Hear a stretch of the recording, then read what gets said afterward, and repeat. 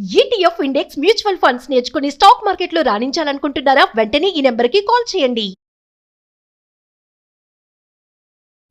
Let me say last known position. I'm going in, mayday, I'm going to crash! And then what 5 let me say altitude. I'm rolling! Oh my God! Help! Calling Fort Dodge, release the stick, go forward on the stick, and then slowly back again. నమస్తే, welcome back to Suman TV. ప్రస్తుతం మనతో పాటు ఉన్నారు public speaker Rajani Rama గారు. నమస్తే ma'am. నమస్తే నవీన madam, Ahmedabad plane crash గురించి మనం కొన్ని వీడియోలో మాట్లాడుకున్నాము. అయితే ఇప్పుడు బ్లాక్ బాక్స్లో ఒక ఆడియో అయితే రిలీజ్ అయింది. ఈ ఫ్లైట్ కెప్టెన్ ఎవరైతే ఉన్నారో నిజం చెప్పేశాడు. మనం ఆ ఆడియో ఆ ఫ్లైట్ పడిపోయేటప్పుడు కొంచెం డిస్టర్బెన్స్గా ఉన్నా కూడా మనకు అర్థమైపోతుంది. హెల్ప్ అనడము, అంటే ప్లీజ్ హెల్ప్ చేయండి అనేసి, హెల్ప్ మేడే అనడం అనేది, పడిపోతున్నాం మేము అని అది క్లియర్గా లేకపోయినా ఇంకా కాక్పిట్ ఏదైతే ఉందో ఆడియో రిలీజ్లో మనం వినొచ్చు. అంటే మేము పడిపోతున్నాము, ఫ్యూయల్ అయిపోతుంది, ప్రాబ్లం వస్తుంది అనేసి ఆ కేకలు కానీ అర్థనాదాలు కానీ, అసలు పడిపోయే ముందు లోపల ఫ్లైట్లో పరిస్థితి ఏంటి, ఏం జరిగింది అనేది మనం ఊహించవచ్చు. మామూలుగా ఒక చిన్న ప్రమాదం జరుగుతుందంటేనే ఎంతో భయపడిపోతాం మనము, టెన్షన్ ఉంటుంది, ఆ టెన్షన్లోనే చనిపోతాం. మరి ఆ లోపల ఇంకా ఫ్లైట్ పడిపోతుంది అంటే ఆ ఊపులు, అది గాలిలో లోపల ఎలా ఉంది ఆ పరిస్థితి అంటే ఒక్కసారి ఆ ఫ్లైట్ కెప్టెన్ మాటల గురించి మనం ఒకసారి గుర్తు చేసుకుందాం మేడం. కెప్టెన్స్ అంటేనే ధైర్యం ఉన్న వాళ్ళనే తీసుకుంటారు. వాళ్ళకి అపాయింట్ చేసుకునే ముందు టెస్ట్ ఉంటుంది. వాళ్ళకి సడన్గా వాళ్ళని భయపెడతారు. ఒక్క రౌండ్ కాదు, కొన్ని రౌండ్స్ ఉంటాయి వాళ్ళకి. నాకు కరెక్ట్గా కన్ఫర్మ్గా తెలియదు కానీ కొన్ని రౌండ్స్ ఉంటాయి వాళ్ళకి.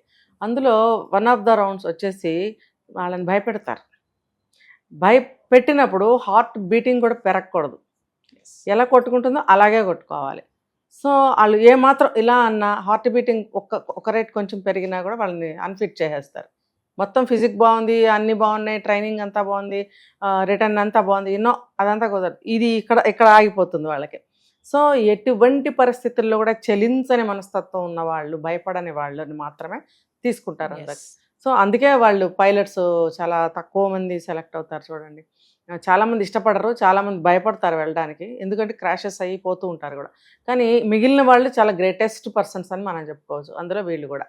మరైతే అతను ఆ సమయంలో ఏమైందంటే మనకి 2 బాక్సులు దొరికినాయని చెప్పారు. ఒకటి మాత్రం ఏదో కొంచెం మనకు తెలిసింది, ఇంకో బాక్స్లో తెలియాల్సింది. అదే ఒకటే కాక్పిట్కి సంబంధించినటువంటి బ్లాక్ బాక్స్.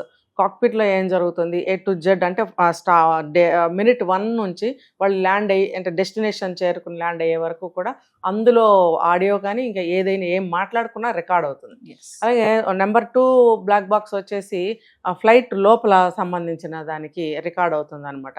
ఎందుకంటే చూడండి, టెక్నాలజీ, మన ఫ్లైట్ టికెట్ ఇంతేనా, ఇంత రేటా, అబ్బా ఏముంది ఇంత తీసుకుంటున్నారని మనం అనుకుంటాం.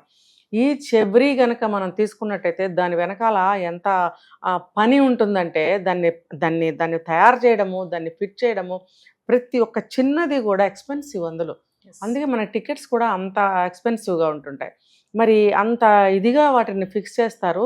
ప్రతి ఒక్క చిన్న విషయం అందులో రికార్డ్ అవుతుంది. చూడండి, అసలు ఆశ్చర్యపోతాం మనం. ఏదో మాయాలోకము, ఒక ఏమంటారు, ఒక జాదులాగా అనమాట. అవన్నీ ఎట్లా అని మన అడిగే క్వశ్చన్స్కి ఆన్సర్స్ ఇలాంటి సందర్భాల్లో తెలుస్తాయి అన్నమాట.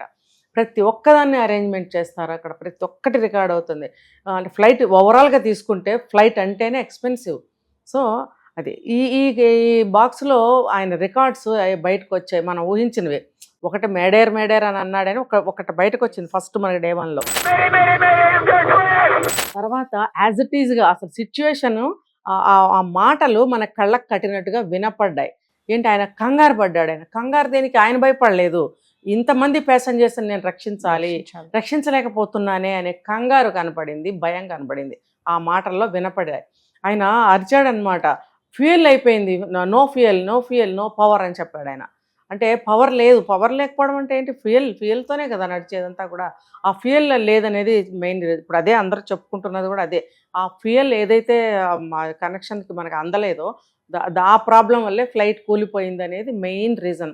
లేకపోతే ఇంజిన్ ఆన్ అయితే సౌండ్ వస్తుందా? మనం ఒక స్కూటర్ ఆన్ చేస్తే కూడా ఇంజిన్ సౌండ్ వస్తుంది. మరి అంత పెద్ద ఫ్లైట్ అది వెళ్తే కూడా ఎంతసేపటికో ఆ సౌండ్ మనకి చెవులు గుయ్యమంటాయి, అంత సౌండ్ వస్తుంది. ఆ సౌండ్ లేకుండా లేచింది అది.